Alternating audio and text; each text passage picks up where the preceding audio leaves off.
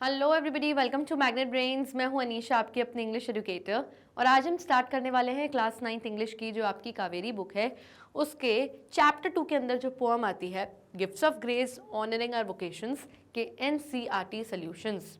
सो आज हम बेसिकली जो आपकी जो टेक्सचुअल एक्सरसाइजेज है, क्वेश्चन एंड आंसर्स है, उसको डिटेल में कवर करने वाले हैं, बट 2 पार्ट्स में करेंगे क्योंकि एनसीईआरटी सॉल्यूशंस जो टेक्सचुअल एक्सरसाइजेज है काफ़ी लेंदी है, तो हमने उसको 2 पार्ट्स में डिवाइड कर दिया है, part 1 and part 2।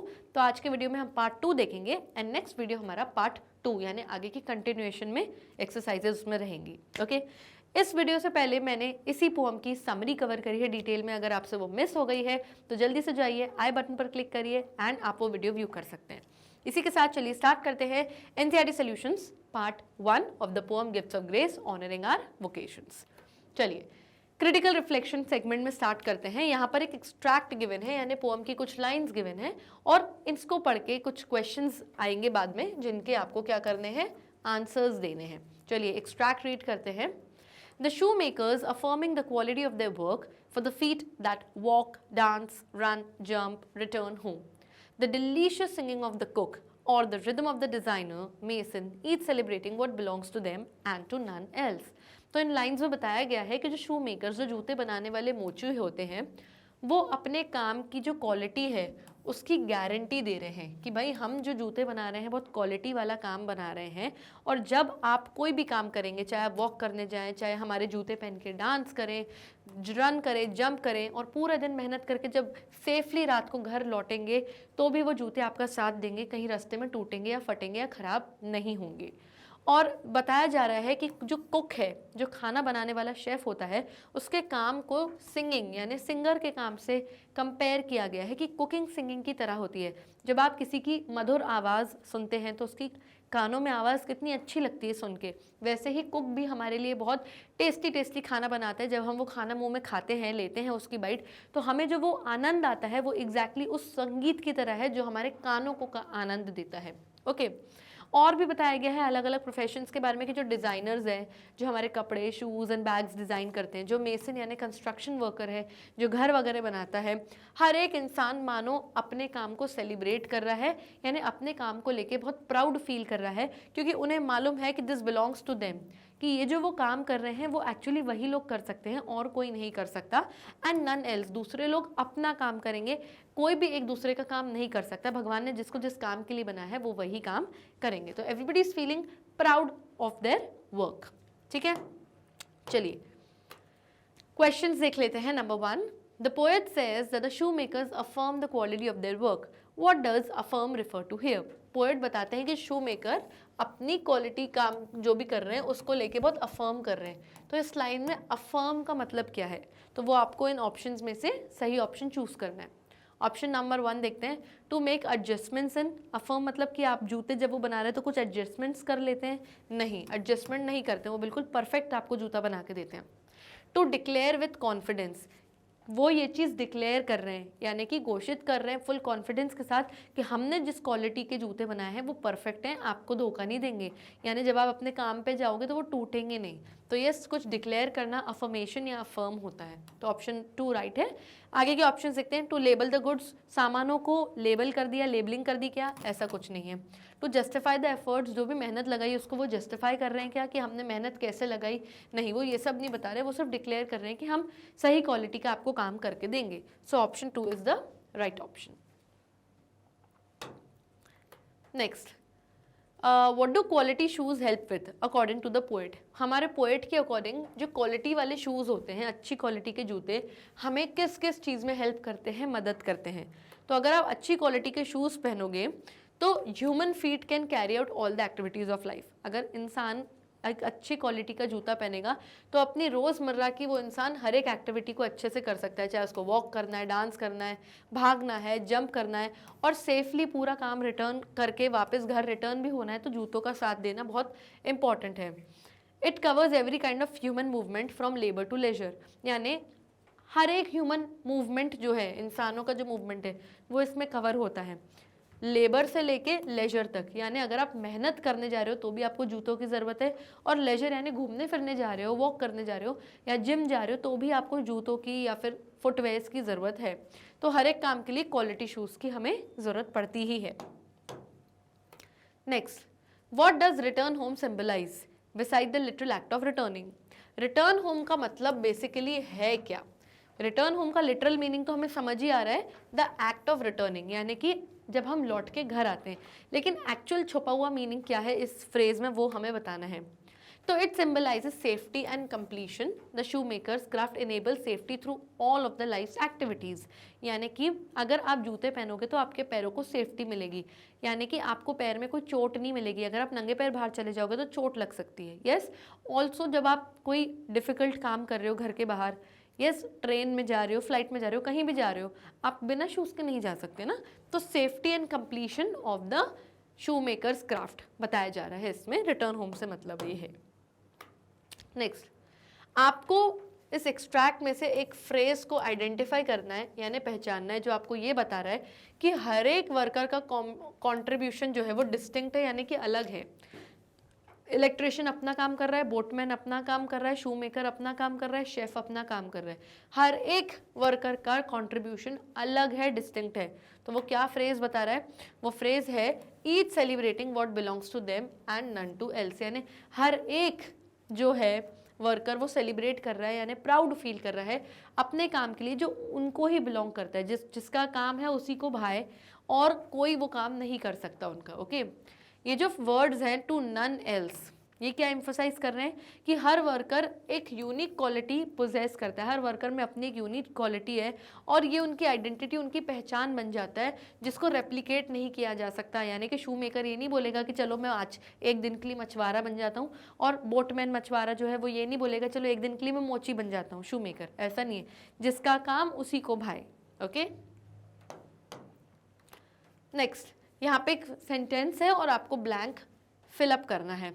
Okay, for the feet that walk, run, jump, return home refers to all the physical exertion and then safely return home। इसका मतलब ये है कि जो भी आप फिजिकल एक्सर्शन यानी फिजिकल एक्टिविटी कर रहे हो उसमें जूतों की ज़रूरत है, और फिर सेफली आप घर लौट रहे हो उन जूतों की मदद से ही, नहीं तो आपको पैर में चोट लग सकती है।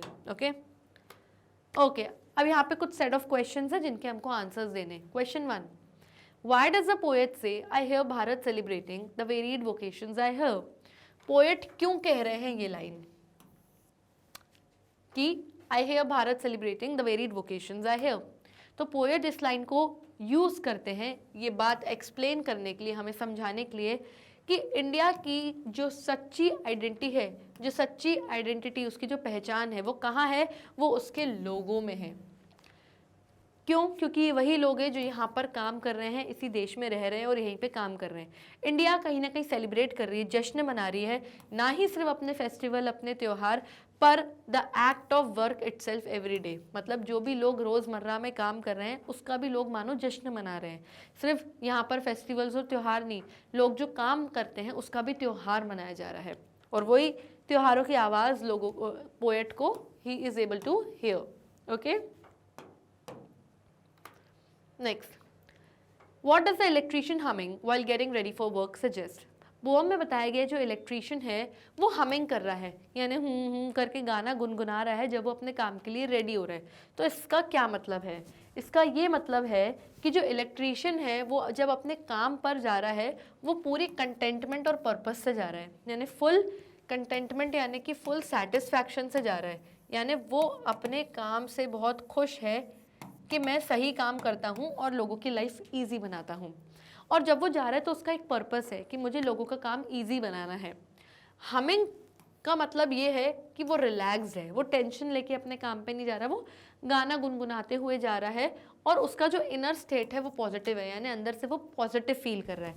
इंसान तभी पॉजिटिव फील करता है जब वो अंदर से खुश होता है। इससे ये भी दिखता है कि एक जो इंसान है वो कितना ईज़ है, यानी उसको अपने वोकेशन, अपने जॉब को करने में कितना ईजी है, उसके लिए बाएं हाथ का खेल है वायर्स वगैरह फिक्स करना, कोई डिफ़िकल्ट काम नहीं है, कोई बर्डन नहीं है उसको अपने ऊपर कि मुझे ये काम करना है। वो खुशी खुशी पॉजिटिव माइंडसेट लेके अपने काम से जा रहा है, इसलिए गाना गुनगुना रहा है। नेक्स्ट, आपको इस लाइन का सिग्निफिकेंस यानी कि इम्पोर्टेंस बतानी है।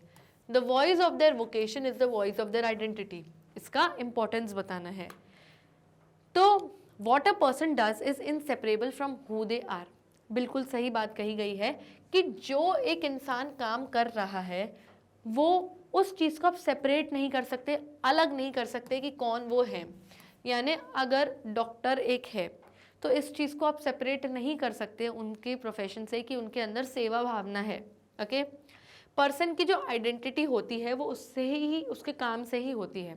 अगर एक पॉटर के बारे में बात करें, यानी मिट्टी के घड़े बनाने वाले की बात करें, उसकी identity is woven into the clay they shape, यानी किस तरीके से क्ले को, मिट्टी को शेप देके वो घड़ा बना रहा है, उसकी आइडेंटिटी उसके काम से छलकती है। Okay, the boatmen's into the sea they sail. Boatman की कहानी, बोटमैन की आइडेंटिटी उस समुद्र से हमको पता चलती है जहाँ पे वो तैर के जाता है मछली पकड़ने के लिए।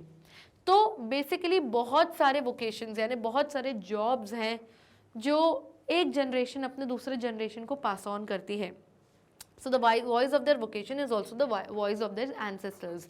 यानी कि एक इंसान की जो जॉब है, वोकेशन यानी कि जो भी वो काम कर रहा है, वो मानो is the voice of their ancestors, यानी मानो उसके पूर्वजों की आवाज़ है। एक इंसान अगर पॉट मेकिंग कर रहा है यानी कि मिट्टी के घड़े बना रहा है, तो मानो उसमें उसके पूर्वज, उसके एंसेस्टर्स की आवाज़ है, क्योंकि कहीं ना कहीं ये स्किल उनका फैमिली बिजनेस रहा होगा और उसके फैमिली वालों ने ही उसको सिखाया होगा। तो उसके एंसेस्टर्स की आवाज़ भी उसके काम से छलकती है और आती है। Next, do you think the role of all people belonging to different vocations is important in our daily lives. क्या आपको ऐसा लगता है कि हर एक इंसान जो अलग अलग काम कर रहे हैं, डिफरेंट वोकेशंस कर रहे हैं, वो हमारी डेली लाइफ के लिए ज़रूरी है, इम्पॉर्टेंट है? अपने आंसर्स को एक रीज़न के साथ सपोर्ट देते हुए बताना है। तो I feel yes, of course yes. हर एक सिंगल ऑर्डिनरी डे, नॉर्मल से नॉर्मल कोई सा भी दिन होता है, वो किस पे डिपेंड करता है? डजन्स ऑफ डिफरेंट वर्कर्स पे। यानी कि अगर आज मैं आँख खोल के उठ गई हूँ, सुबह नींद में से उठी हूँ, तो एसी चल रहा है, जो किसकी बदौलत चल रहा है? इलेक्ट्रिशियन ने जो एसी फिक्स किया है। नीचे जो उठ के जब मैं ब्रेकफास्ट खाती हूँ, खाना खाती हूँ, तो वो किसकी बदौलत खा रही हूँ? मेरे घर में जो कुक खाना बना रही है। जो खाना मेरे टेबल पर है वो फार्मर्स की वजह से आया है कि उन्होंने अनाज जो है वो हार्वेस्ट किया होगा, तब जाके हम खरीद के लाए खाए। तो हर एक दिन अलग अलग डिफरेंट वर्कर्स पर बेस्ड है। जो खाना हमारी प्लेट में होता है वो एक फार्मर की मदद से, यानी कि किसान की मदद से आता है। जिस पॉट में खाना बनाया जाता है वो पॉटर ने बनाया होगा। यस, जिस बिल्डिंग में हम रहते हैं वो मेसन और कारपेंटर यानी कि बढ़ई ने फर्नीचर बनाया होगा और कंस्ट्रक्शन वर्कर ने बनाया है। जो इलेक्ट्रिसिटी हमारे घर में आ रही है वो इलेक्ट्रीशियन की वजह से आ रही है। जो जूते मैंने अपने पैरों में इस वक्त पहने हुए हैं वो शू मेकर की वजह से आए हैं। और जो फ़िश आ रही है हमारी मार्केट में वो बोटमैन की वजह से आ रही है, क्योंकि वो अपनी लाइफ को रिस्क लेकर समुद्र के बीचों बीच गया है, मछली पकड़ के वापस किनारे तक लाया है और हम तक पहुंचा है। तो हर एक वोकेशन, अगर इन सब जॉब्स में से अगर एक भी काम डिसअपेयर हो जाए, एक भी जॉब जो है गायब हो जाए, तो पूरा जो डायमेंशन है हमारी डेली लाइफ का वो मानो कोलैप्स हो जाएगा, मानो गिर जाएगा। यानी पूरी साइकिल, एक सबको जो पूरा सिस्टम बना हुआ है वो डिस्टर्ब हो जाएगा। ओके, तो हर एक वोकेशन बहुत ज़्यादा ही इम्पॉर्टेंट है। नेक्स्ट क्वेश्चन, क्यों इस पोम में पोएट जो है वो हर अलग अलग वोकेशन को सेलिब्रेट कर रहे हैं, यानी हर एक वोकेशन को प्राउडली उसके बारे में बता रहे हैं? आपको पोम से एग्जाम्पल्स देते हुए इस पॉइंट को एक्सप्लेन करना है। ओके, चलिए, तो जो पोएट हैं, बेसिकली जो पोएट हैं वो क्या कर रहे हैं? वो सारे ही वोकेशन, सारे ही जॉब्स को सेलिब्रेट कर रहे हैं, क्योंकि they form the foundation of the society. कि सोसाइटी, हमारे समाज की जो नींव है, जो फाउंडेशन, जो बेसिस हैं, वो ये वर्कर्स ही बनाते हैं। फिर भी सारे वर्कर्स मानो एक तरीके से इनविजिबल हैं, गायब हैं, उनको कोई इम्पोर्टेंस देता नहीं है, उनको कोई थैंक यू नहीं बोलता जाके कि थैंक यू भैया आपने हमारा ये काम कर दिया। उनका जो कंट्रीब्यूशन है हमारी सोसाइटी में उसको ग्रांटेड, यानी कि ऐसे ही ले लिए जाते कि हाँ ठीक है, इलेक्ट्रिशियन आया, वायर सही करके गया, पैसे ले जा, लेकिन उसकी इंपॉर्टेंस नहीं समझता कोई भी। ओके, अगर हम अपने कॉन्टेक्स्ट यानी अपने लाइफ के एग्जाम्पल से कोई एग्जाम्पल देते तो वो जो रद्दी वाला है, जो कबाड़ी वाला है, जो स्क्रैप कलेक्टर होता है यानी कचरा कलेक्ट करने आता है, बेसिकली वो क्या करता है? वो इंश्योर करता है कि प्रॉपर रिसाइकलिंग हो, यानी जो वेस्ट मटेरियल है हमारे घरों से निकलता है उसकी रिसाइकलिंग हो। वेस्ट मटेरियल जैसे पेपर हो गया, कोई मेटल हो गया, कोई प्लास्टिक की चीज़ हो गई, उसको प्रॉपर रिसाइकलिंग करता है और वो ये मेक श्योर करता है कि जो हमारा एनवायरनमेंट है वो सही रहे। N environmental worker rarely acknowledge. तो ये जो रद्दी वाला एक एनवायरमेंटल वर्कर है जो हमारे एनवायरनमेंट को साफ सुथरा रख रहा है, इसको कोई रेयरली ही एक्नॉलेज करता है, कोई रेयरली ही इसको जाके कोई थैंक यू बोलता है या इसके काम को कोई इंपॉर्टेंस देता है। ओके तो हर एक worker is important for the society. और कौन से हैं? और हैं जैसे कि धोबी, हमारा जो लॉन्ड्री वाला है वो क्या इंश्योर करता है कि भाई हम हाइजीन यानी हम साफ़ सफाई से रहें। हम लोग अपने कपड़े खुद नहीं धो पाते तो वो हमारे कपड़े साफ़ सुथरे धो के हमको देता है। यस जो सफाई कर्मचारी हैं, जो सैनिटेशन वर्कर जिसको हम कहते हैं, जो सड़कों पे साफ़ सफाई करते हैं, झाड़ू लगाते हैं, जो सड़कें साफ़ करता है यानी जो क्लीन करता है, वो तो मानो हमारी पब्लिक हेल्थ सर्विस का सबसे ज़्यादा एसेंशियल, सबसे ज़्यादा ज़रूरी काम कर रहा है। शहर को साफ रखने का काम नहीं तो हर जगह कूड़ा कचरा दिखेगा और हर जगह से स्मेल आएगी। तो पोएट हमारी सोसाइटी, हमारे समाज को अर्ज कर रहे हैं यानी कहीं ना कहीं रिक्वेस्ट कर रहे हैं कि इन वर्कर्स को आप रिकग्निशन दो यानी सम्मान दो, इनको भी आप थैंक यू बोलो या इनको भी कोई हेल्प कर दो इनकी, क्योंकि ये सब भी बहुत इंपॉर्टेंट है। हम डॉक्टर्स को, इंजीनियर्स को, टीचर्स को तो सम्मान देते ही देते हैं सर मैडम करके, लेकिन इन वर्कर्स को भी सम्मान दो क्योंकि एक्चुअली जो मेन डिफ़िकल्ट वाला काम है शहर को साफ रखने वगैरह वाला, रिसाइकलिंग करने का काम, ये सब ये वर्कर्स कर रहे हैं जो सामने नहीं आते, मतलब स्टेज के बैकड्रॉप में काम करते हैं, लेकिन ये सबसे इंपॉर्टेंट लोग हैं। Okay next question, How does a poet use sensory imagery to bring out the beauty of everyday life? Poet sensory imagery को यानी imagination, अपनी कल्पना को कैसे लेके आ रहे हैं हर दिन के बेसिक काम की ब्यूटी को दिखाने के लिए।